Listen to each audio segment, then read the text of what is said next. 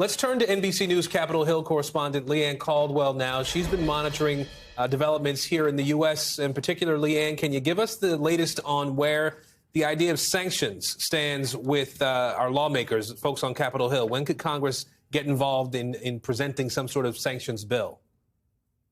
Hey, Aaron. So sanctions have been a topic of discussion among members of Congress for the past couple of weeks, and they have reached a stalemate, unable to come to an agreement on what types of sanctions and when to impose those sanctions. Now, at the heart of the disagreement is what is known as secondary sanctions. Those are sanctions on organizations and people who do business with people who were sanctioned, who would be sanctioned, the primary sanctions relating to the Russian government.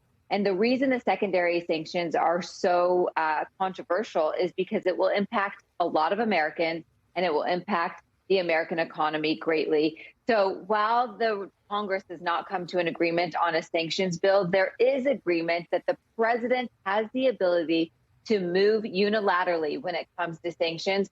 Congress's actions would just be a signal to the world and to the administration that they support that administration and that movement. Aaron.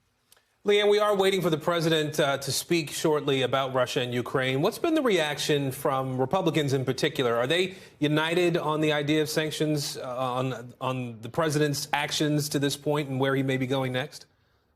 Yeah, the Republicans absolutely are united on sanctions. They want sanctions now. They want stringent sanctions and they want tough sanctions. Now, that does not seem to be the issue. That is something that this is low-hanging fruit for Republicans. Senator Lindsey Graham, who was at the Munich Security Conference last week, just held a press conference in South Carolina saying that they will support the president as far as sanctions are concerned. Let's listen. President Biden is the president of the United States, and to the extent that I can help him push back against Putin and bring stability to the world, I will gladly do so. I will not be part of an appeasement movement that will lead to further conflict.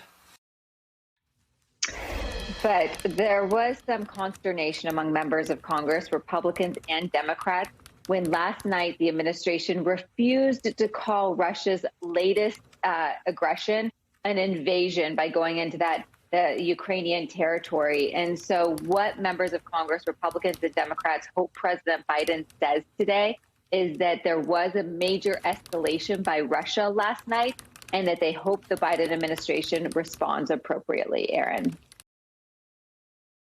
Thanks for watching our YouTube channel. Follow today's top stories and breaking news by downloading the NBC News app.